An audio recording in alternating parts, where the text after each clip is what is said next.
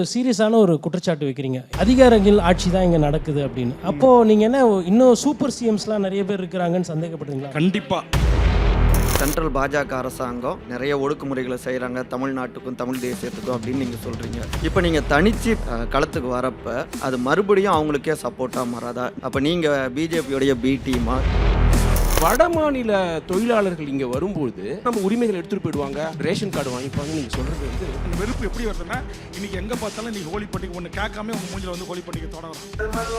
யார் வாங்க சௌகர்பேட்டில் காட்டுற கம்யூனிட்டி கேட்டிருக்கு சார், ப்ரூவ் பண்ணுறேன் சார், சார் ஒரே ஒரு ப்ரூவ் பண்ணுறேன் சார். சார் உங்க உணர்வு புரியுது. நீங்கள் மட்டும் தான் இந்திய நாட்டில் இருக்கிற எல்லா மக்களையும் நீங்கள் வந்து திமுகவாலே வந்து இறக்கி விடப்பட்டிருக்கிறீர்கள். அந்த வாக்குகளை வந்து நீங்கள் பிரிக்கிறதுக்கு இப்படி ஏதாவது ஒரு டீலிங்? இது வந்து சட்டமன்றத்தில் சொல்வது போல் உண்மைக்கு மாறான குற்றச்சாட்டு. தேசிய ஜனநாயக கூட்டணியை விட திமுக ஆதரிக்கிறீங்க. ஆனால் அது நட்பு முரணாக இருந்து உடன் இருந்து தானே நீங்கள் போராடி வெல்லணும். நீங்கள் எதிர்நிலையில் போய் நின்றுட்டு நான் போராடுறேன்றது எப்படி சரியா இருக்கும்னு நினைக்கிறேன். இப்போ உங்களோட கேள்விக்கு என்ன, இப்போ நான் ஓப்பன் மனந்திறந்து பதில் சொல்லட்டேன். அதனால இப்போ எனக்கு ஒரு மிகப்பெரிய ஒரு சிக்கலும் ஏற்பட்டிருக்கிறது. திமுக என்பது தமிழ்நாட்டில் எதிர்கட்சியாக இருக்கும்போது மக்கள் வலிகளை, வேதனைகளை, மாணவர்கள், விவசாயிகள் எல்லாருக்குமான ஒரு கட்சியாக போராடுவாங்க, எல்லாம் பண்ணுவாங்க. ஆட்சிக்கு வந்த பிறகு அதே பிரச்சனைக்காக அதே மேடையில் இருந்து பேசின செய்யூர் விவசாயி பாலு குண்டர் தடுப்பு சட்டத்தில் கைது செய்வாங்க. 10.5% இடஒதுக்கீடை திமுக முடக்கியது. அப்படிதான் நீங்க ஒரு ஸ்டேட்மெண்ட் அதில் சொல்லியிருந்தீங்க. ஆனா இதை நீங்க வந்து கூட்டணி பேச்சுவார்த்தை நடத்த போறதுக்கு முன்னாடி கூட திமுக அரசு முடக்கியதுன்னு எங்கேயுமே நீங்க பேசினது கிடையாது.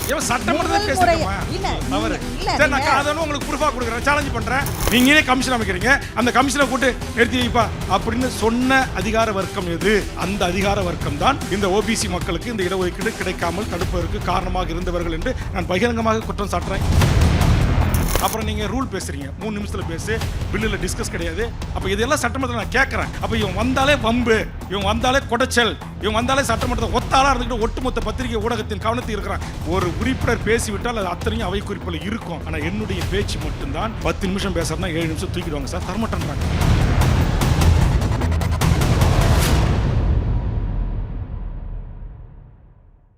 உங்கள் சத்யாவின் full moon sale up to 70% தள்ளுபடி. ஏசி விலை 2ஆம் தேதி முதல் 15% வரை உயர்கின்றது. இப்போதே ஏசி வாங்கி பணத்தை சேமியுங்கள். சார் மாலை வணக்கம். தமிழ்நாட்டில் 2 தாவேக்கா இருக்குது. ஒன்று வாழ்வுரிமை கட்சி, இன்னொன்று தமிழக வெற்றி கழகம். அவங்கள பத்திரிகையாளர் சந்திப்பு கேட்டுக்கிட்டு இருக்கோம், கொடுக்க மாட்டேன்றாங்க. ஆனால் நீங்கள் எந்த கேள்வி வேணால் கேளுங்கன்றீங்க. முதல்ல உங்கள் தைரியத்துக்கு வாழ்த்துக்கள். நன்றி சார். விமர்சனம் அது இது. அதை தாண்டி இப்போ நீங்கள் வந்து ஒரு சீரியஸான ஒரு குற்றச்சாட்டு வைக்கிறீங்க. என்னென்னா அதிகாரங்கள் ஆட்சி தான் இங்கே நடக்குது அப்படின்னு. அப்போது நீங்கள் என்ன இன்னும் சூப்பர் சிஎம்ஸ்லாம் நிறைய பேர் இருக்கிறாங்கன்னு சந்தேகப்படுறீங்களா? முதல் கேள்வி. அப்புறம் தாவேக்கா அப்படின்றத உங்கள் கட்சி கிட்டத்தட்ட திமுகவை எதிர்க்கிறதுக்கு ஒரு 4-5 கட்சிகள் இருக்கிறாங்கல்ல, 4-5 முனை இருக்குது. அப்போ இன்னொரு முனையை வந்து திமுகவை எதிர்த்து இவர் உருவாக்க போகிறாரா, இல்லை ஓட்டுகளை இவரும் பிரிக்க போகிறாரா? இது 2வது கேள்வி. 3வது வந்து இப்போ 5 வருஷம் இருந்தீங்க, உங்களுக்குள்ள நடுவில் என்ன நடந்தது, நடுவில் கொஞ்சம் பக்கத்தை காணுன்ற மாதிரி தெரியல. சரி, அது மற்ற நண்பர்கள் ஆல்ரெடி கேட்டுட்டாங்க. இப்போ இந்த அரசுக்கு எவ்வளவு மார்க் நீங்கள் போடுவீங்க? 4வது இப்போ இருக்கிற சரி, இன்னும் 2 கேள்வி இருக்குது, முடிச்ச உடனே கேட்டேன். சின்ன கேள்விகள் தான், எதுவுமே இழுக்க மாட்டேன் நான். நடுவில் பக்கத்தை காணவில்லை என்பது இல்லை.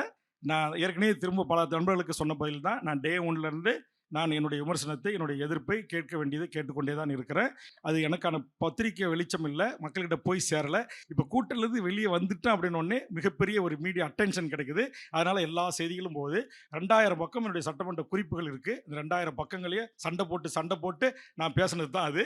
அதில் நீங்கள் சொல்கிற எல்லாத்துக்கும் 151 பாயிண்ட் இருக்குது. அதை இன்னும் உங்களுக்கு எல்லாருக்கும் வாட்ஸ்அப்பில் ஷேர் பண்ணுறேன். அப்போ தெரியும் நடுவில் பக்கத்தில் காணலை. எந்த இடத்துலையும் நான் வந்து வெண்சாமரம் மட்டும் வீசிக்கிட்டே இல்லை. அங்கே வந்து மிகப்பெரிய கோப அனல் தெரிக்க என்னுடைய உரைகளும் கேள்விகளும் இருந்து கொண்டுதான் இருக்கிறது. அடுத்த கேள்வி சார், அப்புறம் சூப்பர் சிஎம்ஸ் இருக்காங்க. கண்டிப்பாக அது ஐஏஎஸ்ஸா, ஐபிஎஸ்ஸா, இல்லை வேற அதிகாரிகளா? எல்லாம் கலந்த கலவை. சரி, அது இல்ல சபீர் வந்து ஃபேமிலி இருக்கான்னு என்ன வச்சு கேட்குறாப்புல, புரியல. இல்லை முதலமைச்சர் குடும்பத்தில் யாருன்னா தலையீடு இருக்கான்றதும் ஒரு கேள்வியாக கேட்குறாங்க. இல்லை, முதலமைச்சர் குடும்ப உறுப்பினர்கள் இல்லை, அதை தாண்டிய அதிகார வர்க்கம் தான். Okay sir. அப்புறம் இப்போ வாக்கு விகிதாச்சாரம் மார்க் எவ்வளோ சார் கொடுக்குறீங்க இந்த அரசாங்கத்துக்கு? நான் மருத்துவர் ஐயா கிடையாது, நான் அவரால் வளர்க்கப்பட்ட ஒரு பிள்ளை. ஆனால் மதிப்பெண் போடுகிற அளவுக்கு நான் ஆசிரியர் இல்லை. சரி, 1 2 3 4 இந்த கூகுள் எல்லாம் போடுவாங்களா ஸ்டார் ரேட்டிங், அது மாதிரி எதனா கொடுக்க விரும்புறீங்களா? சார், நான் தான் சொல்கிறேன், இப்பயும் சொல்கிறேன், நான் திமுகவை கொள்கை ரீதியாக, கோட்பாடு ரீதியாக நான் விமர்சனம் முன்வைக்கிறேன். ஆனால் இந்த ஆண்டு கால ஆட்சியில் முதலமைச்சருடைய கடினமான உழைப்பை நான் அங்கீகரிக்கிறேன், பாராட்டுறேன்.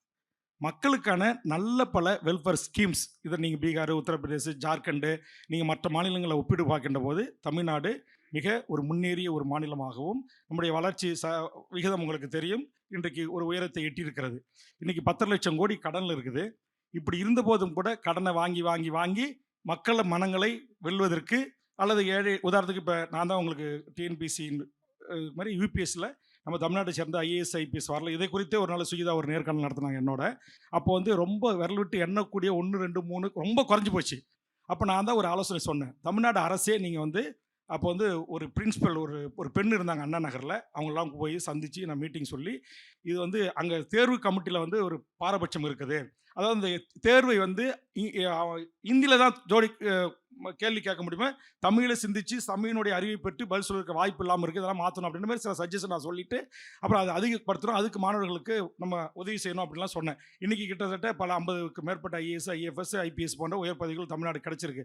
அதில் வந்து அதேமாதிரி உங்கள் பல உதவிகள், அவங்களுக்கு உதவி செய்கிறதா இருக்கட்டும், ஸ்போர்ட்ஸில் இளைய தலைமுறைக்கு சாதாரண ஒடுக்கப்பட்ட பிற்படுத்தப்பட்ட மாணவர் செல்வங்களுக்கான உதவிகளாக இருக்கட்டும், மக்களை தேடி மருத்துவம், இல்லம் தேடி கல்வி, அந்த மாதிரியான இந்த அடிப்படை இன்ஃப்ராஸ்ட்ரக்சர்ஸ் கூட சேர்த்து சில ஊக்குவிப்புகள் திட்டங்களை நான் வந்து வரவேற்கிறேன், பாராட்டுகிறேன். அதில் எந்த மாற்று கருத்து இல்லை, புரியுதுங்களா? ஆனால் அதே நேரத்தில் இன்னும் எத்தனையோ தேர்தல் வாக்குறுதிகள் திமுகவால் கொடுக்கப்பட்டு நம்பி அரசு ஊழியர்கள், ஆசிரியர்கள், செவிலியர்கள், பல டேங்க் ஆப்ரேட்டர் தொடங்கி ஊராட்சி செயலாளர் வரையிலும் பல பின்தங்கிய சமூகத்தில் ஒடுக்கப்பட்ட சமூகங்களுடைய பல கோரிக்கைகள் என்று அத்தனையும் கிடப்பிலே கிடக்கிறது.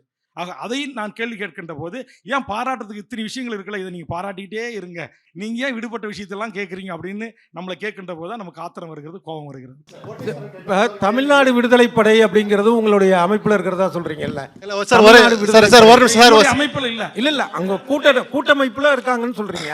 இல்ல கூட்டமைப்பில் தமிழ்நாடு விடுதலை கலைக்கப்பட்டது, அதெல்லாம் அந்த வார்த்தை சொல்லியிருக்கிறீங்க. இல்ல, தமிழ்நாடு விடுதலை படை என்கிற ஒரு படையின் ஆதரவாளனாக இருந்தது ஒரு கட்டத்தில் பணியாற்றிய ஒருவன், அது இந்திய நாட்டில், தமிழ்நாட்டில் அது வேண்டாம், நம்ம தேர்தல் அரசியலுக்கு போவோம், ஜனநாயகத்தை நம்புவோம், ஜனநாயக ரீதியாக மக்களை திரட்டி போராடுவோம் அப்படின்னு போராட்ட அரசியலுக்கு நான் வந்தேன். சரி, கடைசி கேள்வி எனக்கு. சார் முடிச்சிடறேன் சார், நான் முடிச்சிடறேன், ஒரு நிமிஷம் சார். நீங்கள் நல்லவரா கெட்டவரா? ஒரு சைடு வந்து முதலமைச்சர் நல்லா பண்ணுறாருன்றீங்க, இன்னொரு அரசாங்கத்தில் குறை சொல்கிறீங்க, அப்புறம் ஆட்சி வரணுன்றீங்க, இந்த ஆட்சி சரியில்லைன்றீங்க. மக்கள் புரிஞ்சுக்கிறதுக்குனால, ஏன்னா நிறைய பேர் ஆல்ரெடி தமிழக அரசியல் குழப்பிட்டு இருக்காங்க. கோடீஸ்வரன் சார் நல்லா கேட்டீங்க. இன்னொன்று சார் முடிச்சுக்கிறேன் சார், சொல்லிடுறேன், உடனே சொல்லுங்க சார். அதாவது இந்த ஆட்சியில் செய்த நல்ல திட்டங்களை வரவேற்று இன்னும் பல நல்ல திட்டங்களை செய்ய வேண்டும் என்கிற அடிப்படையில் சொல்லுகின்ற கருத்து அது ஒன்று.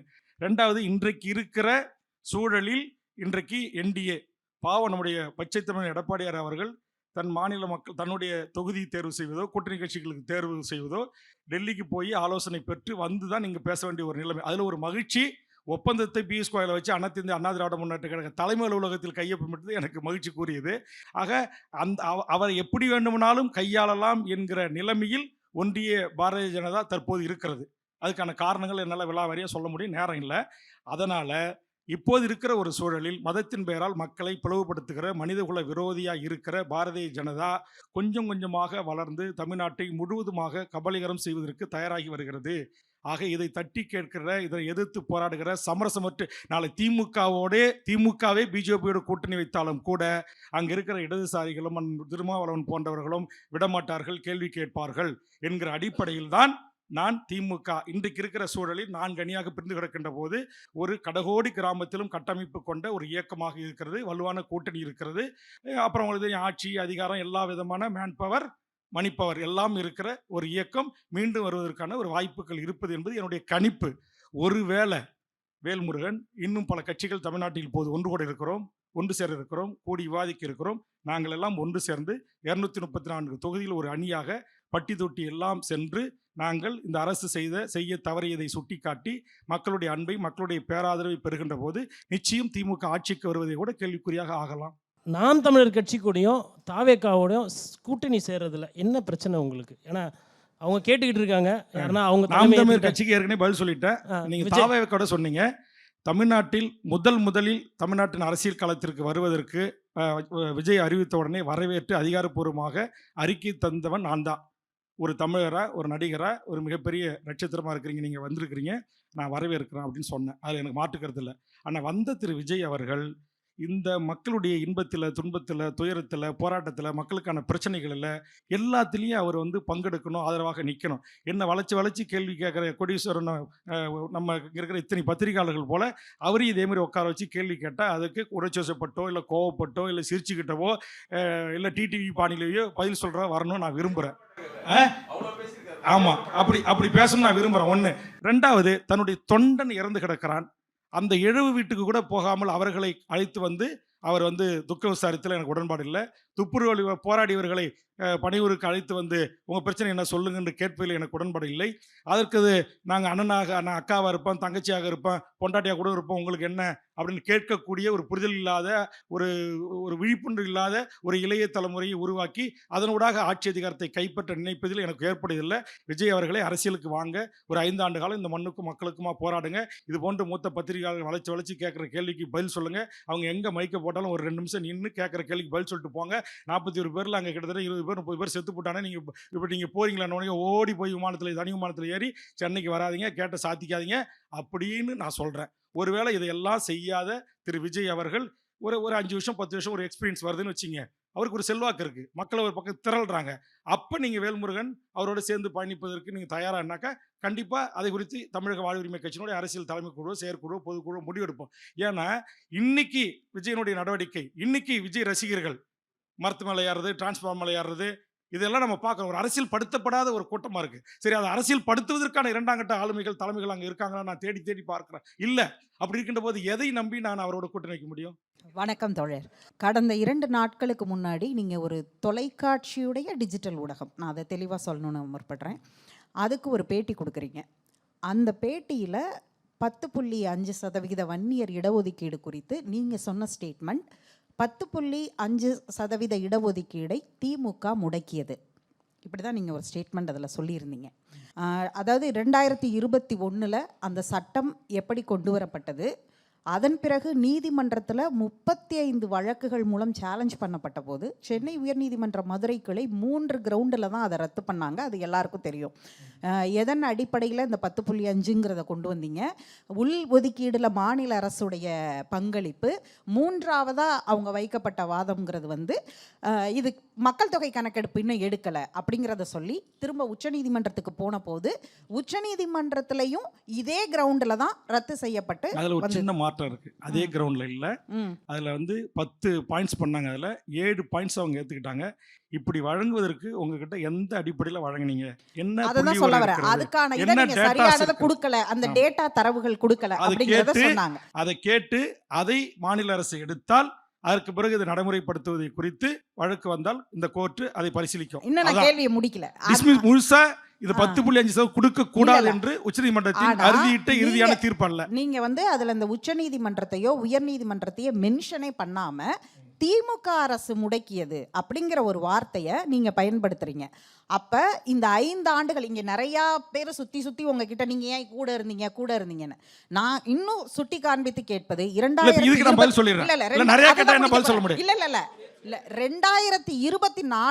உங்களுக்கு ஒரு பெரிய வாய்ப்பு. அதாவது பாமகவுடைய தலைவர் ஜி.கே. மணி, இது கடுமையான வாக்குவாதமா ஒரு நாள் முழுக்க சட்டமன்றத்தில் நடந்துச்சு. அப்ப கூட நீங்க வாய்ப்பா பயன்படுத்தி இதை அடுத்த கட்டத்துக்கு நகர்த்தாம இப்ப வந்து திமுக முடக்கியதுன்னு அந்த நீதிமன்றத்தை அப்படியே கிராஸ் லைன் பண்றீங்களோன்னு உங்க மேல ஒரு சந்தேகம் எழுப்ப மாட்டாங்களா? இல்லை, நீங்கள் சொன்னீங்க ஜி.கே. மணி தான் ஒரு நாள் விவாதம் நடந்துச்சுன்றீங்க. நீங்கள் முதலமைச்சரோட ரிப்ளைவே இருக்குது.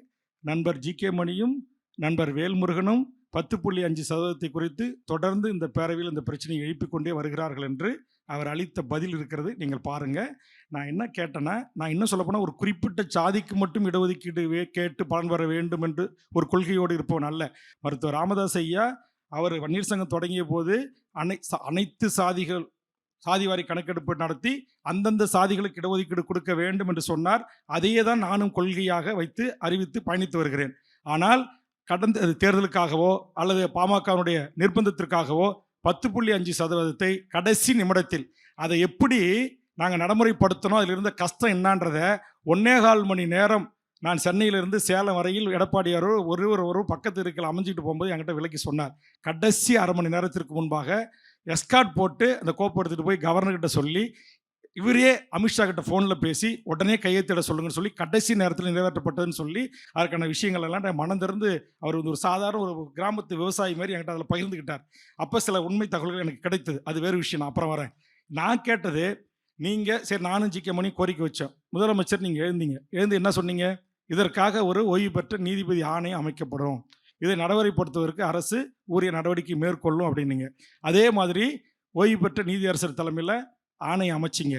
அதற்கான அலுவலகம் கொடுத்தீங்களா? அந்த பணியை தொடங்க சொன்னீங்களா? அதற்கான முன்னெடுப்புகள் டிஸ்ட்ரிக்ட் லெவலில் சென்று அதற்கான சேகரிப்புகளை குறைந்தபட்சம் ஒரு டேட்டாஸ் தயாரிப்பதை குறித்து எடுத்தீங்களா? ஒரு டிஎன்பிசியில் தமிழ்நாட்டில் இருக்கிற எல்லா சமூக மக்களுக்கும் வாய்ப்புகள் வழங்கப்பட்டிருக்கிறதா? நான் கேட்குற குரூப் 1 குரூப் 2 என்ற முக்கியமான பதவிகளில். அப்போ எந்த சமூகங்கள் தமிழ்நாட்டில் இருக்கிற 90% மக்களுக்கு கிடைக்க வேண்டிய எம்பிசி மக்களுக்கு கிடைக்க வேண்டிய இடஒதுக்கீட்டு உரிமையை பெரும்பான்மையான சமூகங்கள் எப்படி பெற்றுக்கொள்கிறார்கள்? அங்கே சில காலகட்டத்தில் சில ஆண்டுகளிலே முறைகேடு நடந்திருக்கிறது, தவறுகள் நடந்திருக்கிறது. அதனால் இங்கு இருக்கக்கூடிய எம்பிசி மக்கள் என்று சொல்லக்கூடிய ஓபிசி மக்களுக்கு கிடைக்க வேண்டிய நியாயமான அந்த இடஒதுக்கீட்டு உரிமை கிடைக்கப்பெறவில்லை. ஆதலால் இதெல்லாம் காரணம் காட்டி புள்ளி வருத்தங்களோட டேட்டாஸோட அந்த உச்சநீதிமன்ற தீர்ப்புடைய பத்திகள்லேருந்து வரிகள்லேருந்து சொல்லி தான் நான் சட்டமன்றத்தில் பேசுகிறேன். அப்போ அமைக்கப்பட்ட அந்த ஆணையம் செயல்படாமல் முடக்கியது யார் என்பதுதான் என்னுடைய கேள்வி. அதை வைத்து தான் பத்திரிகையாளர் சந்திப்பில் சொல்கிறேன்னு தவிர உச்சநீதிமன்றம் அதெல்லாம் சொல்ல. நீங்கள் அந்த கமிட்டி இன்றைக்கி ஆய்வுக்கு எடுத்திருந்தால் அதனுடைய டேட்டாஸ் எடுத்து முதலமைச்சர் கையில் கொடுத்துருந்தா இன்றைக்கி தமிழ்நாட்டில் இருக்கிற ஓபிசி மக்களுக்கு அவர்களின் எண்ணிக்கைக்கு ஏற்றவாறு எல்லா மக்களுக்கும் எல்லா பதவிகளும் கிடைச்சிருக்கும். உங்களுக்கு தெரியுமா இன்னைக்கு தமிழ்நாட்டில் சமூக நீதி உண்மையிலே இருக்குதா? நீங்கள் சொல்லுங்கள். உயர்நீதிமன்றத்தில் எத்தனை நீதிபதிகள் யாராக இருக்கிறாங்க? ஏன் இல்லை மோடி அரசுக்கு போகுமா? இந்திய நாட்டுடைய செக்ரட்டரி ஜெனரல் உயர் பதவிகளை எத்தனை பேர் எந்தெந்த சமூகங்கள் இருக்கிறாங்க? OBC, SC, ST. இந்திய நாட்டுடைய 176 தூதர்களில் எத்தனை பேர் நான் சொன்ன எஸ்சி, எஸ்டி, ஓபிசி, அதர் சிறுபான்மை மக்கள் இருக்கிறாங்க? அப்போ இதெல்லாம் இங்கே இத்தனை பேர் நாங்கள் உட்காந்துருக்குறோமா? நீங்கள் இந்த டேபிளில் உட்காந்துருக்கிற 3 பேர் மட்டும் இவங்களுக்கு கிடைக்கக்கூடிய எல்லா உணவையும் நீங்கள் சாப்பிட்டீங்கன்னா நாங்கள் பட்னியாக போகணுமா? அப்போ அதுக்காக நாங்கள் கேட்டோம். நீங்கள் சரி 10.5% கூட அப்போ நான் நாங்கள் அது எதுக்காக நடத்தலை அப்படின்னு குற்றஞ்சாட்டு சொன்னோன்னா, நீதி கமிஷன் அமைச்சிட்டிங்க. ஏதோ பொலிட்டிக்கல் ப்ரெஷர், ஜி.கே. மணி வந்தார், ஐயா அறிக்கை விட்டார், அன்புமணி வந்து பார்த்தாரு, வேல்முருகன் அப்பாயின்மெண்ட் கேட்டால் கொடுக்கல, வேல்முருகன் தலைவராக நீங்கள் அங்கீகரிக்கல. ஆனால் அன்புமணி கொடுத்தீங்க. கொடுத்த பிறகு அதை கிரெடிட் பண்ணிக்கிட்டார். நான் தான் போய் முதலமைச்சரை சந்தித்து நாங்கள் நடக்கிறதே வேற போராட்டம் அறிவிப்போம்னு சொல்லி நாங்கள் வந்து கமிஷன் அமைச்சிருந்தேன். அந்த கமிஷன் செயல்படாமல் முடங்கியதைத்தான் நான் அப்படி சுட்டி காட்டி நான் பேசினேன். இந்த ப்ராசஸ் நடந்ததும் நீங்க தொடர்ந்து போராடினதும் இங்க இருக்கிற எல்லா பத்திரிகையாளர்களுக்கு தெரியும். ஆனா இதை நீங்க வந்து அதாவது நீங்க கூட்டணி பேச்சுவார்த்தை நடத்த போறதுக்கு முன்னாடி கூட திமுக அரசு முடக்கியதுன்னு எங்கேயுமே நீங்க பேசினது கிடையாது.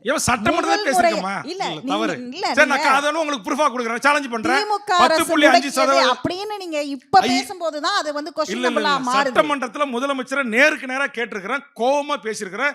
சேத்தியோத்தோப்பில் நடந்த என்எல்சிக்கு எதிர்த்து பல்லாயிரக்கணக்கான மக்களை வச்ச ஒரு பப்ளிக் மீட்டிங்ல பேசின பேச்சு இன்னைக்கு கூட வைரல் ஆகிட்டு இருக்கு. அன்னைக்கு திமுக அரசு தான் சொல்லியிருக்கேன், நீங்களே ஆணையம் போடுறீங்க, நீங்களே கமிஷன் அமைக்கிறீங்க, அந்த கமிஷனை கூட்டு நிறுத்தி வைப்பா அப்படின்னு சொன்ன அதிகார வர்க்கம் எது?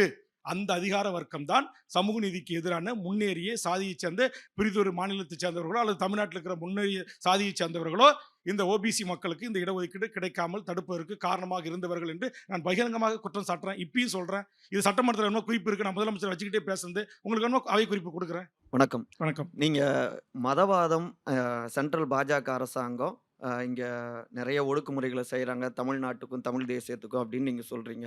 இப்போ நீங்கள் தனிச்சு இப்போ களத்துக்கு வரப்ப அது மறுபடியும் அவங்களுக்கே சப்போர்ட்டாக மாறாதா? நீங்கள் பிரிக்கக்கூடிய அந்த வாக்குகள் இன்னொரு பக்கம் இப்போ இருக்கக்கூடிய மத சார்பற்ற திமுக அரசாங்கத்துக்கு நீங்கள் அப்படி பார்க்குறீங்க. இப்போ வந்து அதிமுக சைடில் திமுக சைடில் நான் அவமானப்படுத்தப்பட்டது போல் பல தலைவர்கள், பல அமைப்புகள், பல இயக்கங்கள் சீட்டு இல்லை, எந்த பேச்சுவார்த்தைக்கு இடமில்லை என்று 2 பெரிய கட்சிகளும் கதவை இழுத்தி சாத்தி விட்டார்கள். அங்கிருந்து என்ன செய்வது என்று திகைத்து கொண்டிருக்கிறார்கள். அதுபோன்ற தலைவர்களை அழைத்து பேசி தமிழர் வாழ்வுரிமை கூட்டமைப்பு நாளைக்கு தேர்தலை சந்தித்து நாங்கள் ஒரு குறிப்பிட்ட அளவு வெற்றி பெறக்கூடிய ஒரு சூழலுக்கு வருகிறோம். தற்போது தமிழ்நாட்டில் 4 முனை போட்டி இருக்கிறது. உங்களை போன்ற பல பத்திரிகை நண்பர்கள் விவாதத்திலே சொல்கிறார்கள், நகரப்பகுதியில் அந்த நடிகர் கட்சிக்கு ஒரு செல்வாக்கு இருக்கிறது, அப்படி என்று இந்த எஸ்ஐஆரின் மூலமாக கடந்த காலத்தில் பெரிய கட்சிகள் வேறு விதமான வாக்காளர்கள் கூடுதலாக இருந்ததையெல்லாம் இன்றைக்கு முறைப்படுத்தப்பட்டிருப்பதாக அவர்களாகவே சொல்லுகிறார்கள். ஆரம்பத்தில் எஸ்ஐஆரை எதிர்த்தவர்கள் எல்லாம் இன்றைக்கு அமைதியாகி விட்டார்கள். அப்போ வாக்கு இன்னைக்கு 90% 85% மேலே போலாக போகிறது. அப்படி ஆகின்ற அந்த ஓட்டு தமிழ்நாட்டில் யாரை முதலமைச்சராக கொண்டு வர முடியும் என்கிற ஒரு செய்திகளை எல்லாம் நீங்கள் தான் எல்லாருடைய டிபேட் நான் பார்க்குறேன், குறிப்பெடுத்து வச்சிருக்கிறேன். நீங்கள் தான் சொல்கிறீங்க. அப்போ உங்ககிட்ட இருந்தால் நாங்களும் கற்றுக்குறோம். அப்படிங்கிற போது அப்படி ஒரு தொங்கு சட்டமன்றம் உருவாகின்ற போது நாங்கள் போட்டியிடுவோம். நாளைக்கு தனித்தோ இல்லை ஒரு கூட்டமைப்பாக சேர்ந்தோ இல்லை பிரிதோட ஒத்த கருத்துள்ள அரசியல் கட்சியோடு சேர்ந்து நாங்கள் வெற்றி பெறுகின்ற ஒரு எம்எல்ஏவோ 2 எம்எல்ஏவோ 5 எம்எல்ஏவோ 10 எம்எல்ஏவோ ஆதரவோடு தான் இந்த ஆட்சி அமையும் என்கிற ஒரு சூழலுக்கு வருகின்ற போது நாங்கள் சாத்தியப்படுத்திட்டு போகிறோம். இல்லை இப்போ ஒரு நிமிஷம். இப்போ நீங்கள் இந்த விஷயங்களை நீங்கள் சொன்னீங்க. ஆனாலும் இப்போ பொதுவாக திமுக சைட்லேருந்து சொல்லுவாங்க பொதுவாகவே, அப்போ நீங்கள் பிஜேபியோடைய பி டீமா கடைசி நேரத்தில் இதே போல் வந்து வாக்குகளை பிரிக்கிறது. அது இங்கே இருக்கிற என்ன தெரியுமே, நான் இங்கே ஆளுநர் பன்னீர்செல்வனுடைய அந்த பாலியல் குற்றச்சாட்டாக இருக்கலாம், ஆர்.என். ரவி எதிர்த்து நான் போராடிய போராட்டம் இருக்கலாம், நான் கோல்பேக் மோடிக்கு நான் பத்திரிகையாளர் மன்றத்திலிருந்து தான் பலூன்களை பறக்க விட்டு எதிர்த்தாக இருக்கலாம், ஐபிஎல்லுக்கு அக்கா தமிழிசை வேல்முருகன் பாம்பை விட்டால் நான் கீறி விடுவேன் என்பதாக இருக்கலாம், ஹைட்ரோ கார்பன், ONGC, NLC, இந்த நாட்டில் இருக்கிற மக்கள் உரிமை சார்ந்த அத்தனை பிரச்சனைகளிலும் சமரசமற்று போராடி எண்ணற்ற வழக்குகளை சந்தித்து நேற்றைய முன்தினம் கூட ஒரே மாவட்டத்தில் தஞ்சாவூர் மாவட்டத்தில் ஹைட்ரோ கார்பனுக்கும் ONGCக்கும் எதிராக நான் போராடிய வழக்கில் என்னோட ஐயா மணியரசன், மீத்தேன் திட்ட ஒருங்கிணைப்பாளர் ஜெயராமன் உள்ளிட்ட என் கட்சியினுடைய தொண்டர்கள் மீது போடப்பட்டு சட்டமன்றத்தில் திரும்ப பெறப்படும் என்று அறிவித்த முதலமைச்சருடைய அந்த அறிவிப்பை கூட ஓவர்டேக் பண்ணி இன்னைக்கு தூசு தட்டி சம்மன் அனுப்புறாங்கன்னா அந்த சம்மன் அனுப்ப சொல்ல உத்தரவிடுற இடத்துல RSS அதிகாரி இருக்கிறார் அல்லது RSS ஆதரவாளர்கள் இருக்கிறார். ஒரே ஒரு கேள்விதான். 10.5 சம்மன் நம்ம கொடுக்கட்டுமா சாட்சிக்கு? இல்ல இருங்க, வாட்ஸ்அப்ல இருக்கு. ஒரே நிமிஷம். 10.5 வன்னியர் சமூகத்துக்கான உள் இடஒதுக்கீடு தேர்தல் சமயத்துல மட்டுமே அது பெருசா ஏன் பேசப்படுது? சட்டமன்றத்தை நீங்க மக்கள் இளங்கோத்தோட கோச்சிக்கணும்.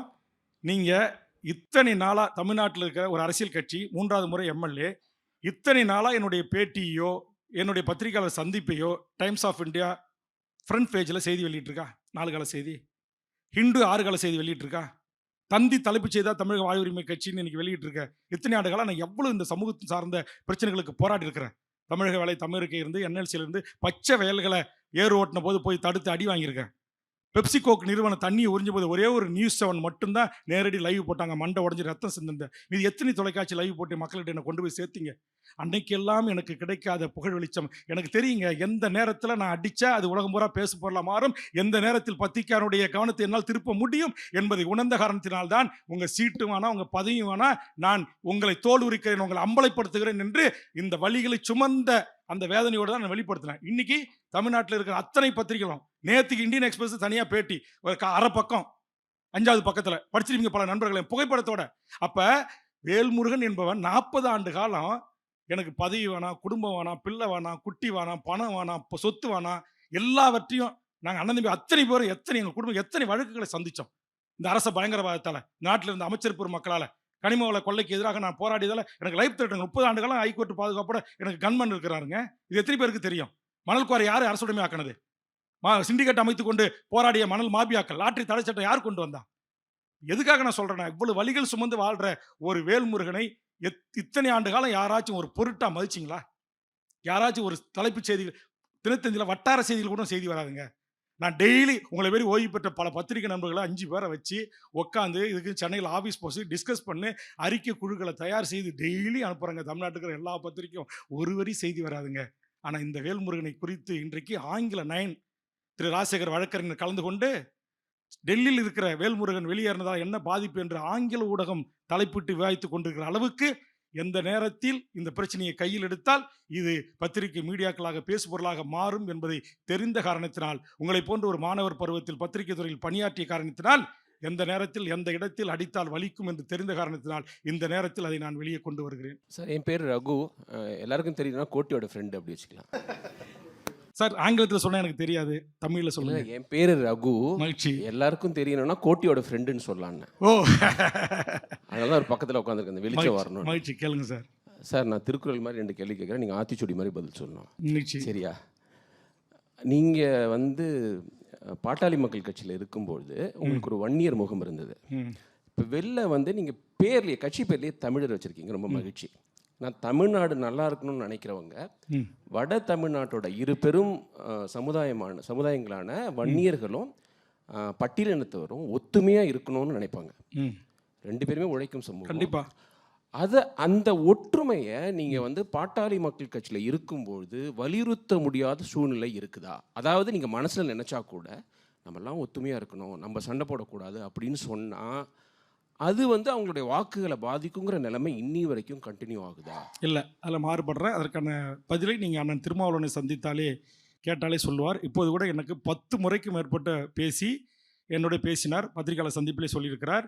அதனால் பாட்டாளி மக்கள் கட்சியில் நாங்கள் 87 சாலை மறியல் போராட்டத்தில் எதிரும் புதிருமாக இருந்து வன்னியர் தரப்பு சிறையில் இருந்த போதும் தலித் தரப்பு சிறையில் இருந்த போதும் மத்திய சிறைக்கு சென்று மனு போட்டு பார்க்கின்ற போது திருமாவளவன் இருந்த இடத்துக்கு சென்று அவரை கை கூப்பி வணங்கி கை கொடுத்து ஏதோ தவறுகள் நடந்து விட்டுதான்னா இனிமேல் வராமல் பார்த்துக்கொள்ள வேண்டிய பொறுப்பு என்று சொல்லி அன்றைக்கு சந்தித்ததிலிருந்து ஏற்பட்ட ஒரு உடன்படிக்கையின் காரணமாக நான் கடலூர் மாவட்டத்தில் ஒரு ஆளுமையாக ஒரு தலைவராக உருவாகிய பிறகு இதுவரையிலும் மிகப்பெரிய சாதிய கலவரங்கள் நடக்காத பாதுகாத்த பெருமை வேல்முருகனாகி என்னை சாரும் என்று அண்ணன் திருமாவளவன் பல கூட்டத்தில் பேசி என்னுடைய அன்பு இளவேல் வேல்முருகன், அதனாலதான் வேல்முருகன் என்னோட இருக்கணும்னு அவர் முயற்சி எடுத்தார்.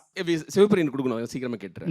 நீங்க பிஎம்கேல இருக்கும்போது காடுவெட்டி குரு பேசும்போதுதான் உங்களுக்கு மனம் நெருடலா இல்லையா? அவ்வளவு வன்முறையை தூண்டுற மாதிரி பேசுறாரு, அவர்கிட்டயே போய் ஏன் அப்படி பேசுறீங்களா நீங்க கேட்டிருக்கீங்க? அப்படி கேட்டுதான் எங்க 2 பேருக்குமான பயங்கரமான பிரச்சனையாகி அது ஐயா கூட்டு எங்கள் 2 பேருக்குமான எதிர்புதிருமா நிறுத்துகிற ஒரு குற்றச்சாட்டையே என்கிட்ட சொன்னார். இப்போ மனம் திறக்கிறேன். நான் பொங்குத்தமிழ் அலுவலகத்தில் குருவையும் எண்ணி உட்கார வச்சு ஐயா வந்து என்னை கேட்குறார், வேல்முருகன் நீ என்ன குருவை வந்து எதிர்க்கிறியாம அப்படின்ட்டு எங்களை 2 பேரையும் மோத விட்டார்.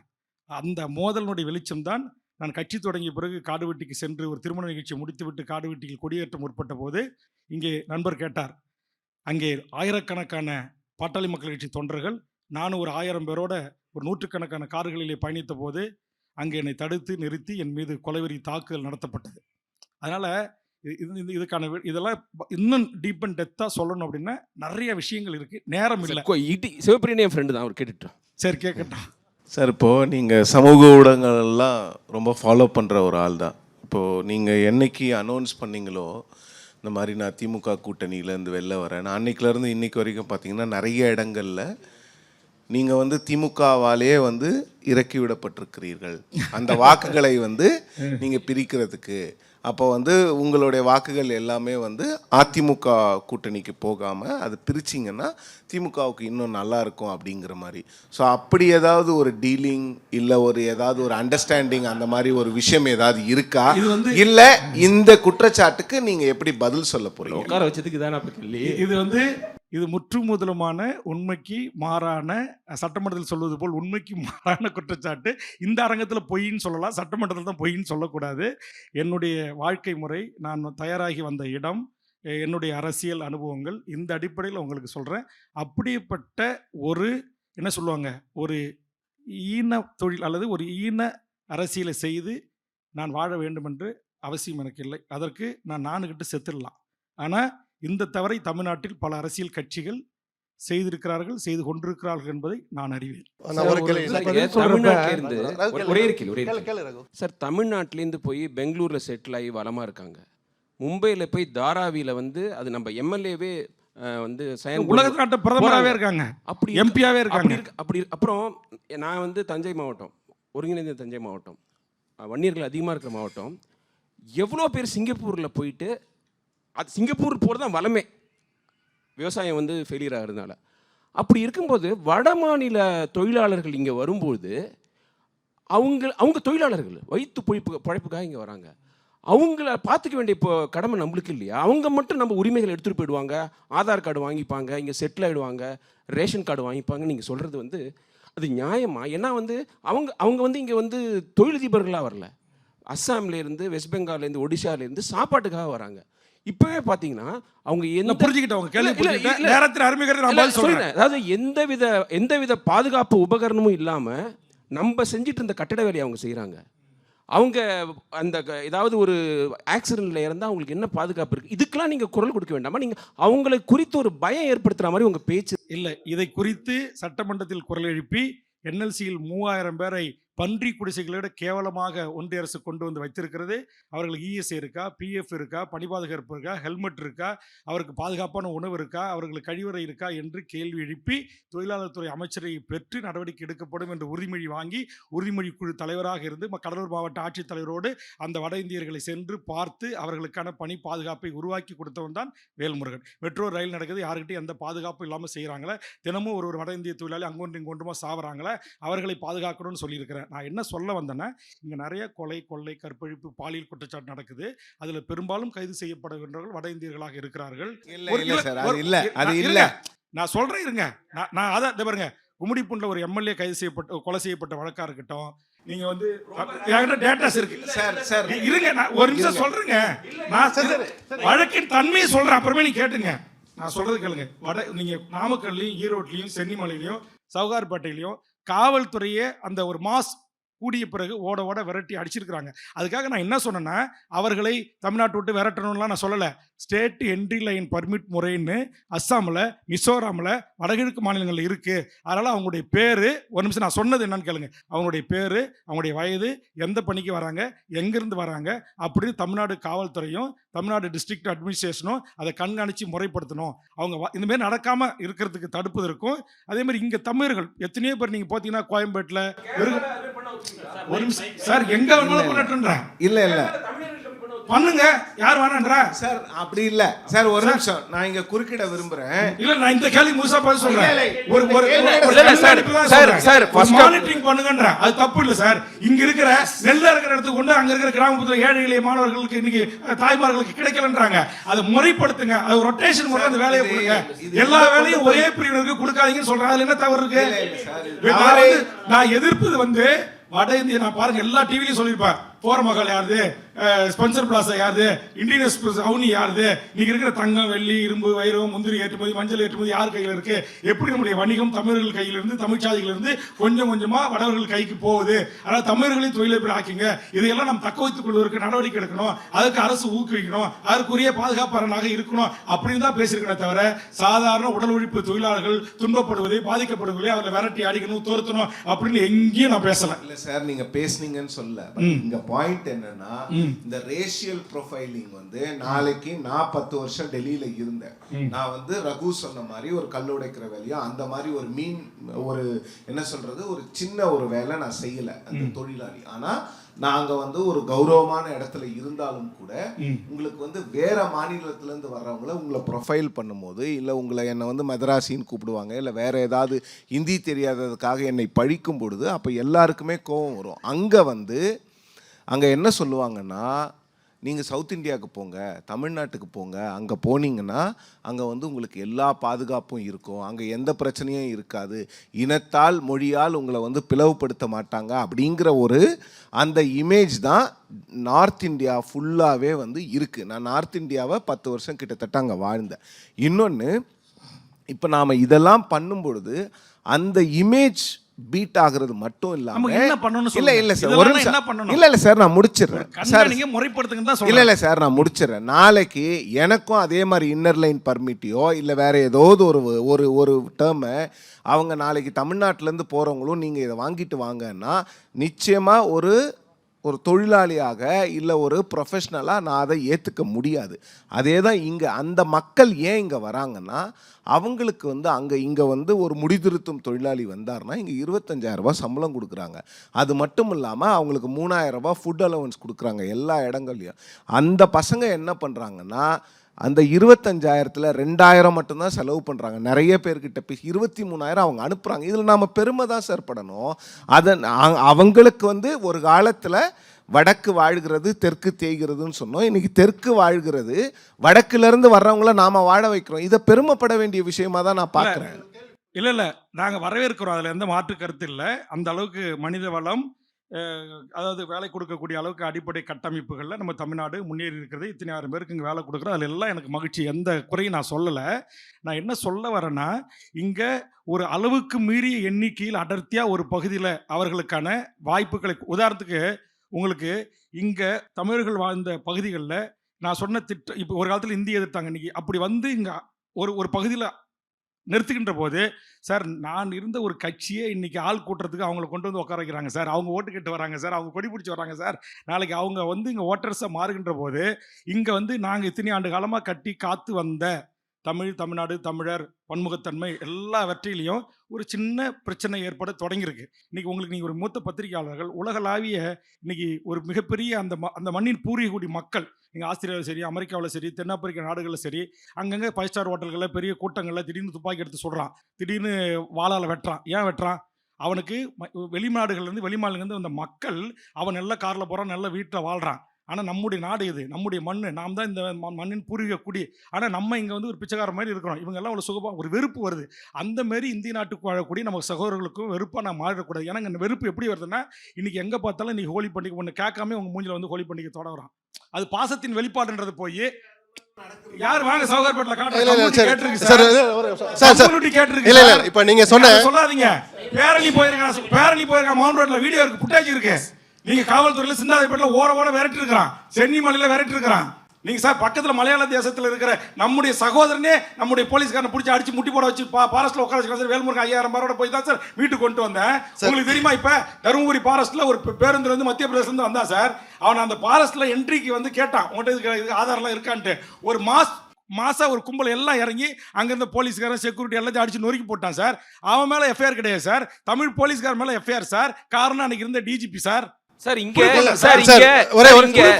சார் உங்க உணர்வு புரியுது. நீங்க மட்டும் தான் இந்திய நாட்டுல இருக்கிற எல்லா மக்களையும் உங்களை சொல்ல, உங்க கேள்விக்கான பதிலா சொல்றேன். எல்லாரையும் ஒரே தாய் பிள்ளை ஒரு நாம எல்லாம் இந்தியர்கள் பாக்குற மாதிரியும் ஏதோ நாங்க வந்து வடநாட்டுல இருந்து வர்றவர்கள் எல்லாரையும் இங்க இருந்து கத்தி வேல்கம்மி எடுத்துக்கிட்டு துரத்துற மாதிரியும் கிடையாது.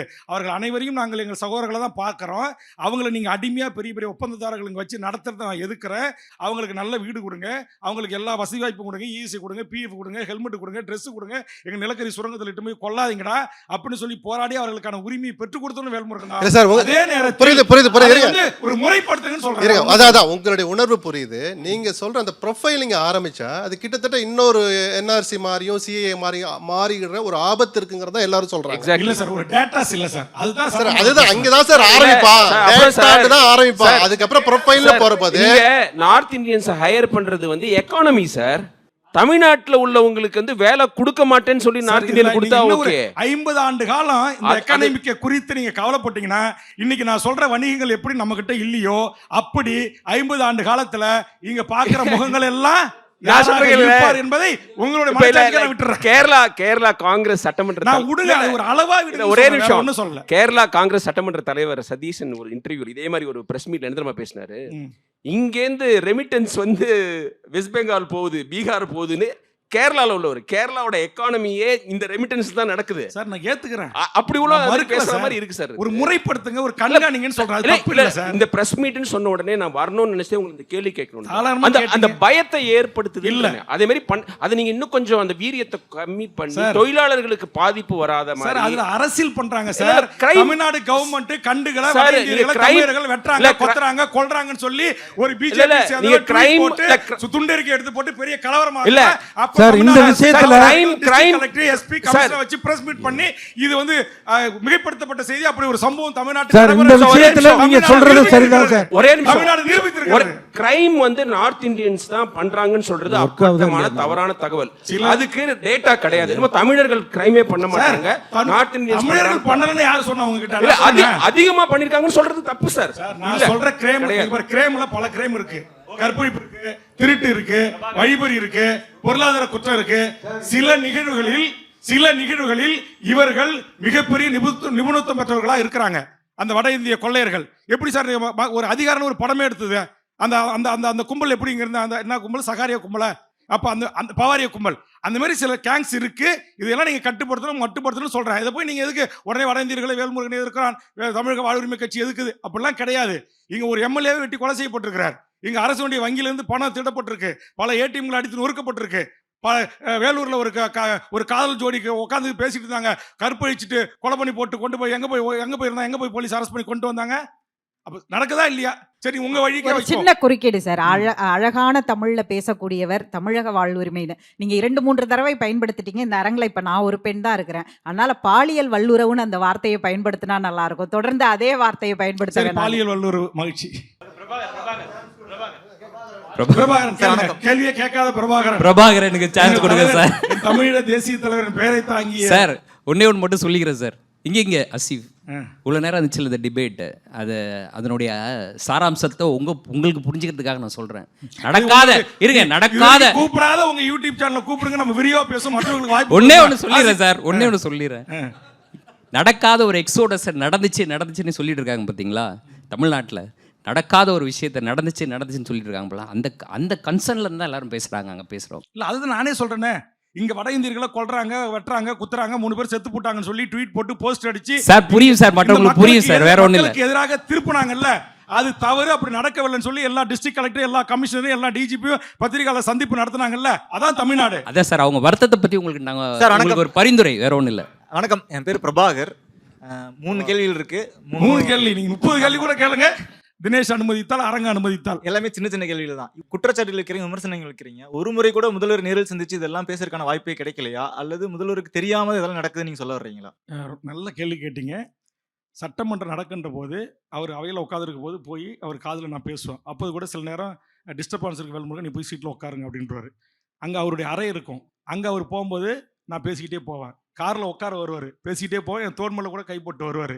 ஆனால் ஒரு முறை கூட தமிழர் வாழ்வுரிமை கூட்டமைப்பின் சார்பாக இத்தனை தலைவர்கள் உங்களை சந்திக்க விரும்புகிறோம், தமிழ் சமூகத்தின் முக்கிய பிரச்சனைகளை குறித்து எனக்கு நேரம் தாருங்கள் என்று கேட்டபோது அதிகாரப்பூர்வமாக இந்த 5 ஆண்டு காலத்தில் ஒரு முறை கூட அனுமதி தரல. 10.5% டிஸ்கஷன் வருகின்ற போது மருத்துவர் ஐயா ராமதாஸெல்லாம் நீங்கள் கூட்டு சந்தித்து பேசுனீங்க, வாய்ப்பு கொடுத்தீங்க, நேரம் கொடுத்தீங்க. நானும் சில வன்னியர் சங்க தலைவர்கள் உங்களை சந்திக்க எனது மூலமாக நேரம் கேட்கிறார்கள், தாருங்கள் என்று கேட்ட போதும் எனக்கு நேரம் கிடைக்கல. இதே மாதிரி தமிழ் சமூகத்தின் மிக பரந்தூர் விமான நிலையம், எங்கள் என்எல்சி பிரச்சனை, இந்த விவசாயிகளை அழைச்சிட்டு வர ஒரு நேரம் கொடுங்கன்னு லெட்டர் கொடுத்தேன். அப்போ நான் பல முறை முயற்சித்தும் ஒரு முறை கூட அதிகாரப்பூர்வமாக ஒரு கட்சியினுடைய தலைவராக அல்லது ஒரு கூட்டணி கட்சியின் தலைவராக இல்லை ஒரு சிட்டிங் சட்டமன்ற உறுப்பினராக எனக்கு நேரம் ஒதுக்கி என்னை சந்தித்து பேசி என்னுடைய வழிகளை, வேதனைகளை, என்னுடைய கோரிக்கைகளை காது கொடுத்து கேட்பதற்கான வாய்ப்பை முதலமைச்சருடைய அலுவலகம் எனக்கு வழங்கவில்லை. எங்கேயாவது நான் ஒரு இந்த 5 வருஷத்தில் சிஎம்னுடைய அப்பாயின்மெண்ட் செக்ரட்டரியோ இல்லை பிரைவேட் செக்ரட்டரியோ அதிகாரப்பூர்வமாக முதலமைச்சரை கோட்டையில் சந்திப்பதற்கான வாய்ப்பு எனக்கு கொடுத்ததா ஒரே ஒரு செய்தி குறிப்பை நீங்கள் கொடுங்க. ஆனால் கூட்டணி கட்சி தலைவரோட போய் சந்திச்சிருக்கேன். இந்த சட்ட பிரச்சனைக்கு சட்டமன்றத்தில் முதலமைச்சரை சந்திப்பேன், பேசுவேன், என்கிட்ட ரொம்ப அன்பாக பேசுவார், ரொம்ப ஜாலியாக கை தட்டி பேசிட்டு வருவோம். அன்னாரி வளத்துக்கு உங்களுக்கு தெரியும், பேச்சுவார்த்தைக்கு போகும்போது நான் இப்படி சோபாவை தட்டி சிரிப்பேன், அவர் ஏதோ ஒன்று சொன்ன உடனே. அந்த அளவுக்கான உரிமைகள்லாம் கொடுத்தாங்க. ஆனால் நான் மக்கள் சார்ந்த பிரச்சனைகளுக்காக நேரம் கேட்டு அந்த குழுக்களை, அந்த அமைப்பினரை அழைத்து வருவதற்கு கேட்ட ஒரே ஒரு முறை கூட எனக்கு இதுவரையில் கிடைக்கவில்லை. 2வது கேள்வி, கிட்டத்தட்ட 12 மணி நேரம் வேலை திட்டம் அமல்படுத்த போது இடதுசாரிகளுக்கு முன்னாடி விட நான் தான் முதல் குரல் எழுப்பினேன். சட்டமன்ற குறிப்பில் இருக்கு, சட்ட குரல் எழுப்பினேன், ஒத்துக்கிறோம். அதிலிருந்து தொடங்கி சமீபத்தில் நடந்த போராட்டங்கள் வரைக்கும் பல விஷயங்களுக்கு நான் கோரிக்கை எழுப்பியிருக்கேன். அதிகாரப்பூர்வ ரெக்கார்டில் இருக்குன்றீங்க. இதெல்லாமே உங்களால் ஒரு முரண்பட்டு இருந்தாலும் கூட அது ஒரு நட்பு முரணாக இருந்து டெமோக்ராட்டிக் ப்ராசஸ்லாம் ஃபைட் பண்ணிருக்கீங்க. இப்போ அதெல்லாம் நான் தூக்கி போட்டு வரேன் அப்படின்னு சொல்லி எதிர்நிலையில் போய் நிற்கிறேன் அப்படின்றது எப்படி சரியா இருக்கும் நீங்க நினைக்கிறீங்க? ஏன்னா நீங்க அவங்கள ஐடியாலஜிக்கலி நீங்களே சொல்லிட்டீங்க, திமுக ஐடியாலஜிக்கலி ஆதரிக்கிறேன், இந்த சென்ஸ் ரிலேட்டிவ்லி தேசிய ஜனநாயக கூட்டணியை விட திமுக ஆதரிக்கிறேன்றீங்க. ஆனால் அது நட்பு முரணாக இருந்து உடன் இருந்து தானே நீங்கள் போராடி வெல்லணும். நீங்கள் எதிர்நிலையில் போய் நின்றுட்டு நான் போராடுறேன்றது எப்படி சரியா இருக்கும்னு நினைக்கிறீங்க? எதிர் அன்னைக்கு போறேன்னு சொல்லலையே. எதிர் அன்னைக்கு போறேன்னு சொல்லி கேள்விக்கு என்ன இப்போ நான் மனதிலிருந்து பதில் சொல்லட்டா, எதிர் நிலையில் இருக்கின்ற இல்லை எதிர் அணியில் இருக்கிறவர்கள் அவர்களுடைய கூட்டணிக்கு வர வேண்டும் என்று எல்லா விதமான அழுத்தங்களும் இந்த அரங்குக்கு வந்து இறங்குகின்ற வரையில் எனக்கு இருக்கிறது. ஆனால் நான் அதற்கு அடிபணிலையே. அதனால் இப்போ எனக்கு ஒரு மிகப்பெரிய ஒரு சிக்கலும் ஏற்பட்டிருக்கிறது. நான் தனித்து போட்டியிடுவதற்கு 234 தொகுதிகளிலும் தனிச்சின்னம் கேட்டு எலெக்ஷன் கமிஷனில் முறையாக பல மாதங்களுக்கு முன்னே நான் அப்ளை செஞ்சுட்டேன். நீங்கள் வாங்கிட்டு போங்கன்றது தகவல் வந்துச்சு. சிம்பிள் கொடுக்க போகிற நேரத்தில் 6 மணிக்கு சிம்பிள் வாங்கிட்டு போகிறது என்னுடைய சீனியர் கவுன்சில் உள்ளே போகிறாரு. அதுக்கு முன்னாடி எனக்கு இங்கே சில அழுத்தங்கள் வருது. நான் அவங்ககிட்ட சொல்கிறேன், இல்லைங்க நான் தனிச்சின்னம் பெறுவதற்கு சிம்பிள்லாம் அப்ளை பண்ணிட்டேன், 234 தொகுதியில் கேண்டிடேட்லாம் நான் ஃபைனலைஸ் பண்ணிட்டேன், சாரி, கொள்கை அளவில் சித்தாந்த அடிப்பில் கருத்தில் அடிப்பில் என்னால் பேச முடியாது, அப்படியே உங்கள் கூட்டணிக்கு வந்து அமித்ஷா மோடி இருக்கிற மேடையில் என்னுடைய இதயத்திலிருந்து ஆள் மனசிலிருந்து பாசிச மோடி பாசிச சங் பரிவார கும்பல்களை எதிர்ப்பது தான் இந்த வேல்முருகனுடைய என்று பேசிடுவேன். அதனால் இது சாத்தியமே இல்லை. அப்படிங்கும்போது திரும்பவும் பேசப்படுகிறது, நீங்கள் என்டிஓவோட வர வேண்டாம், அனைத்து இந்திய அண்ணா தலைமையோட கூட்டணின்னு வைத்துக் கொள்ளுங்கள் என்று. இப்போது கூட தொகுதி உடன்பாடு அளவில் கூட வந்து விட்டார்கள். நான் அதற்கு அடிபணியவில்லை. அதன் விளைவு ஒரு இஷ்யூ பண்ணுற கடைசி நேரத்தில் கொறியாக போடுறாங்க. வெறும் பத்திரிகையாளருக்காக இப்போ எடுத்து வந்திருக்கேன் பிரிண்ட் அவுட், 7 கொறி போட்டிருக்கிறாங்க வெறும் 7 நாளில். அப்போ இதுலேருந்தே தெரிந்து கொள்ளுங்கள், நான் சமரசமற்றவன். எனக்கு சிம்பிள் பாண்டிச்சேரியில் நேற்றுக்கு நான் அப்ளை பண்ணணும். பாண்டிச்சேரியில் நேற்றுக்கு லாஸ்ட் ஸ்க்ரூட்டினி இன்னைக்கு அதிகாரப்பூர்வமாக அறிவிச்சிருக்காங்க. ஆனால் ஒரு கட்சியின் சார்பாக நான் கேட்ட சின்னம் கிடைக்கப்பெறவில்லை. அதற்கான லெட்டர் எனக்கு இன்னும் கிடைக்கப்பெறல. அது முடங்கினாலும் கூட நாம் கொள்கை வழி நின்று சுயேட்சை சின்னங்களில் 234 தொகுதிகளிலும் நாம் அமைக்கின்ற இருக்கிற அந்த கூட்டமைப்பு கூடி முடிவெடுத்தால் நாம் தேர்தலிலே போட்டியிடுவோம். ஜனநாயக பாதையின் ஊடாக மக்களிடத்தில் நாம் செல்வோம் என்று நான் முடிவெடுத்து விட்டு தான் வந்து நிற்கிறேன். அதனால எனக்கு எத்தனை அழுத்தங்கள் வரலாம், எத்தனை வழக்குகள் வரலாம், மிரட்டல்கள் வரலாம், உருட்டல்கள் வரலாம், இதையெல்லாம் நான் எதிர்கொண்டிருக்கிறேன். அதனால் அதை எதிர்கொள்ளவும் நான் தயாராக இருக்கிறேன். அதனால் நான் உங்களுக்கு சொல்கிறேன், எக்காரணத்தை கொண்டும் நட்பு முரண் பகை முரண் இது எனக்கு நல்லாவே தெரியும். ஆனால் வேறு வழியே இல்லை அப்படின்ற போதுதான் நான் இப்படி ஒரு முடிவு எடுப்பதற்கு தள்ளப்பட்டிருக்கிறேன். Last question sir. நீங்க முதல்வரை சந்திக்க இருந்த இடத்துல அமைச்சர் துரைமுருகன் அங்க இருந்தாரு. அங்க அவருக்கு அப்பாயின்மெண்ட் கிடைக்கல, காத்திருந்தாரு. முதல்வர் சந்திக்க இல்ல அதில் முடிச்சிடறேன். முதல்வர் சந்திக்கல, அவர் அங்க இருக்க அதிகாரியோ அல்ல யாரோ ஒரு சந்திக்க காத்திருந்தாரு. நீங்களும் அந்த இடத்துக்கு போறதுக்கான வாய்ப்பு இருந்தது. இதெல்லாம் உண்மையாக இருக்கும் பட்சத்திலும் கூட நீங்க திமுக மீதோ முதல்வர் மீதோ அமைச்சர்கள் மீதோ அதிகாரிகள் மீதோ நீங்க விமர்சனிக்கிறதோ அல்லது குற்றச்சாட்டுகள் எல்லாம் வந்து அது உங்கள் உரிமையாக கூட இருக்கலாம், இல்ல அது நீங்க பண்ணலாம், அரசியல் தலைவர் பண்ணலாம். ஆனால் ஒரு கூட்டணி கட்சி தலைவராக இருக்கனால தான் அவங்களால வந்து அங்கே முதல்வர் அந்த இடத்துல இருக்க முடிஞ்சது. ஒன்று. இரண்டாவது, துரைமுருகன் அவர்கள் வந்து உங்களை வந்து ஒரு ஒரு ஒரு நட்பு சக்தியாக பார்க்குறாரு. அதனால தான் அங்கே அவரோட வல்னரபிலிட்டியை காமிக்கிறார். அவருடைய பலவீனமான இடத்துல அவர் அழுது விட்டு சென்றாருன்றப்போ நீங்கள் அங்கே நட்பு சக்தியாக இருக்கனால தான் அவர் அதை வெளிப்படுத்துறாரு. வேற ஏதோ அங்கே அந்த இடத்துல வந்து ஒரு எடப்பாடி அவர்கள் அங்கே இருந்திருந்தாலோ அல்லது அன்புமணி அவர்கள் அங்கே இருந்திருந்தாலோ துரைமுருகன் அவர்கள் வந்து அழுதுட்டு போயிருந்திருக்க மாட்டார், உங்ககிட்ட வருத்தம் தெரிவிச்சிருக்க மாட்டார். அப்போது பர்சனல் லெவலில் ஒரு அரசியல் காரணமாக இருந்தால் கூட பர்சனல் லெவலில் அவர் தன்னுடைய பலவீனத்தை காமிக்கும் பொழுது, நல்லா இருக்கும் பொழுது ஒரு உறவு நல்லா இருந்ததா, திமுகவுடன் உறவு நல்லா இருக்கும் பொழுது அதை பற்றி பேசாமல் உறவு முறிஞ்சு வெளியே வந்ததுக்கு பிறகு அது பேசுறது அரசியல் அறமாசு. நான் பேசலை, உங்களை இது கேளுங்க, நான் என்ன சொல்ல வரேன் அதுக்கு தான் பதில். உங்களை போன்ற ஒரு பத்திரிகையாளர்கள் அவர்கிட்ட போய் ஒரு மைக்கு நீட்டி கேட்குறாங்க, வேல்முருகன் இப்படி சொல்லியிருக்காரு அப்படின்னு. அப்போ அவருடைய உடல் மொழி ஒரு சுயமரியாதை உள்ள தன்மானம் உள்ள, நீங்கள் சொன்ன பெரியார் பாசறையில், அண்ணா பாசறையில், கலைஞர் பாசறையில் வளர்ந்த ஒரு சுயமரியாதைக்காரனை உடல் மொழியோடு நீங்கள் இழிவுபடுத்துகின்ற போது, அப்போது பத்திரிகையாளர் கேட்கின்ற கேள்விக்கு இப்படி என்ன நீங்கள் இழிவு செய்கின்றீர்களே, ஒரு காலத்தில் நீங்கள் இப்போ நான் ஒரு செய்தி தான் சொல்லியிருக்கேன் சார். எனக்கு தெரியும் அங்கே இருக்கிற பல அமைச்சர்கள் பல தருணங்களில், நான் அதை எல்லாத்தையுமே சொல்லலை, பல செய்திகளும் என்கிட்ட இருக்குது. ஆனால் இதை என்ன சொன்னேன், நீங்கள் முதலமைச்சரோட வந்து கூட முதலமைச்சரை வீட்டுக்கு அனுப்பி வச்சுட்டு அவரோட ஏதோ ஒரு அரசு சார்ந்த திட்டங்களோ பிரச்சனை வந்து டிஸ்கஸ் பண்ணி வந்திருப்பார். அப்போ முதலமைச்சரே எல்லாத்தையும் அதிகாரிகளை போட்டு பேசி சொல்ல முடியாது. அப்போ அவருடைய உதவியாளர்கிட்ட அவர் சொல்லியிருப்பார். அப்போ உதவியாளர் வந்தால் தான் இவர் வந்து அதை சொல்லி அதை நடைமுறைப்படுத்த முடியும். ஏதோ ஒரு XRY மேட்டர்னு வைங்க. அப்போ இவர் காத்துக்கிட்டே கிடக்கிறாரு, தகவல் சொல்கிறாரு. அப்போ ஒரு கட்சியுடைய பொதுச் செயலாளர், ஒரு அவையினுடைய முன்னவர், அப்போ அவர் வந்து ஒரு ஒரு ஒரு சாதாரண ஒரு செக்ரட்டரியில் ஒரு உதவியாளரை பார்த்து அந்த விஷயத்தை சொல்லிட்டு போகணுன்னு விரும்பும்போது தகவல் சொல்லி அனுப்புகிறாங்க. திருப்பி வந்து இல்லை வரல, அவர் பிஸியாக இருக்காருன்னு சொல்லும் போது அவர் ஒரு அந்த என்ன சொல்லுவாங்க, அந்த எமோஷனலாக ஒரு வார்த்தையை சொல்லிவிட்டு போனார். அதை விட நான் எந்த தருணத்தில் நான் சொன்னதை நீங்கள் பார்த்துங்க. பத்திரிகையாளர் சந்திப்பு நடத்தினேன், வெளியில் வந்தேன், நிறைய லைவில் பேசினேன், பல முகநூல் பக்கங்களில் பதிவு போட்டிருக்கேன். அப்போல்லாம் சொல்லாமல் அவர் என்னுடைய சுயமரியாதையில் தன்மானத்தை சீண்டிய போது அவரும் ஒரு தமிழர் தான், நானும் ஒரு தமிழர் தான். அவர் ஒரு கட்சிக்கு பொதுச் செயலாளர் தான், நானும் ஒரு கட்சியில் பாட்டாளி மக்கள் கட்சியின் ஒரு கட்சியில் பொதுச் செயலாளர் இருந்து தான் இன்றைக்கி தனியாக ஒரு கட்சியினுடைய ஃபவுண்டர் லீடராக இருக்கிறேன். அவர் எந்த போர்க்குணமும் சுயமரியாதையும் ஆண்ட பரம்பில் பிறந்திருந்த அந்த சத்திரிய வம்சன் அவரே ஒரு பல கட்டங்களில் பெருமைப்பட்டு பேசியிருக்காருல்ல, அதே ஜீனில் ஒரு வேல்முருகன் தான். அப்போ அவருக்கு இருக்கிற அதே தன்மரியாதை, சுயமரியாதை எனக்கும் இருக்கும். அதனால் நான் சொல்ல வேண்டிய நேரத்தில் நான் சொல்லணும், இல்லைன்னா தவறு இருக்குது. அந்த அரசியல் அறம்ன்றீங்க. நீங்கள் அந்த கருத்தை சொன்ன பிறகு துரைமுருகன் உங்கள் லைனில் வந்தாரா? என் தலையை போட்டு உருட்டுறேன்னு ஏதாவது கேட்டாரா? வரமாட்டார், அவர் வரமாட்டார். என்னுடைய சுபாவம் அவருக்கு தெரியும். நான் எல்லா இடங்களும் பட்டுன்னு போட்டு உடச்சிருவேன். எதையும் எனக்கு மறைக்க தெரியாது, பொய் பேச தெரியாது. அதனால் நான் ஏதாச்சும் இன்னும் பல விஷயங்களை பேசிட போகிறேன்னு அவர் எனக்கு வரல. சரி, ஒரு கேள்வி. அந்த நானோ என் மகனோ அல்லது என் குடும்பத்தாரோ சட்டமன்றத்திற்கோ நாடாளுமன்றத்திற்கோ காலடி எடுத்து வைக்க மாட்டோன்னு ராமதாஸ் செய்த சத்தியத்தை உடைத்தவர்களில் நீங்களும் ஒருத்தர். அதை நீங்கள் இப்போ சொன்னீங்க. பொதுவாக சத்தியத்தை உடைக்கிறது வந்து பாவம்னு நினைக்கிறவன் நான். எந்த நேரத்தில் அந்த சத்தியத்தை உடைச்சிகளோ மகனை அனுமதிச்சார், பேரனை அனுமதிச்சார், இப்போ மகளையும் அரசியலுக்கு கொண்டு வந்திருக்கிறார். நீங்கள் செஞ்சது தப்புன்னு இப்போ உணர்றீங்களா, இல்லை சரியாக தான் செஞ்சோம், அன்புமணிக்காக நான் நல்லது தான் செஞ்சேன்னு இப்போவும் நீங்கள் நம்புறீங்களா? இல்லை, அதாவது அன்றைக்கு இருந்த ஒரு அரசியல் சூழல், அன்னைக்கு அந்த கட்சியிலிருந்து பல தலைவர்கள் மருத்துவர் ஐயா அவர்களிடம் முரண்பட்டு தலித் ஏழ்மலை, திரு பொன்னுசாமி, திரு தீரன், திரு பூத்தா இளங்கவன், பூத்தா அருள்மொழி, பண்டுட்டி ராமச்சந்திரன், டாக்டர் நந்தகோபாலகிருஷ்ணன், CN ராமூர்த்தி, வன்னியடிகளார், இப்படி என்று பல தலைவர்கள் மருத்துவர் ஐயாவின் கீழே இருந்தவர்கள், உடன் இருந்தவர்கள் ஏதோ ஒரு விதத்தில் ஐயாவாலோ அல்லது மாச்சரியத்தாலோ வெளியேறி கொண்டே இருந்தபோது அப்போ இருந்த குடும்ப உறுப்பினர்களும் அப்போது இருந்த இரண்டாம் கட்ட தலைவர்களும் சரி ஐயாவுக்கு பின்னாடி இந்த இயக்கத்தை கட்டி காப்பாற்றுறதுக்கு ஐயா இந்த ஒரு சத்தியத்தை மட்டும் நீங்கள் கொஞ்சம் விதிவிலக்கு கொடுங்க அப்படி என்று நிர்பந்தித்தவர்களில் நானும் ஒருவன். இன்னைக்கு ஐயா கூட வருத்தப்பட்டு இன்னைக்கு இதுமாரி எல்லாரும் சேர்ந்து இப்படி பண்ணி என்னை இப்படி ஆக்கிட்டாங்களா அப்படின்னு அவருடைய வருத்தத்தை பதிவு செய்திருக்கிறார்.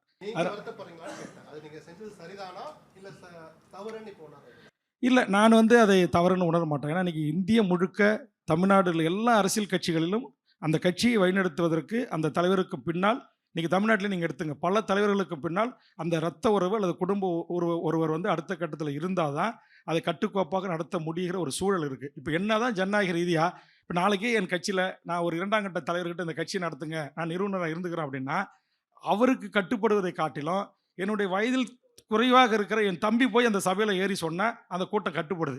இது ஒரு மனநிலை. இது இந்திய முழுக்க இந்த மனநிலைகள் இருக்குது. இல்லை, ஆல்ரெடி ஏற்கனவே என் குடும்பம் எல்லாமே அரசியல் கட்சியில் இருக்கிறோம். என் தம்பி இப்போ கடலூர் மாமன்ற உறுப்பினராக இருக்கிறாரு.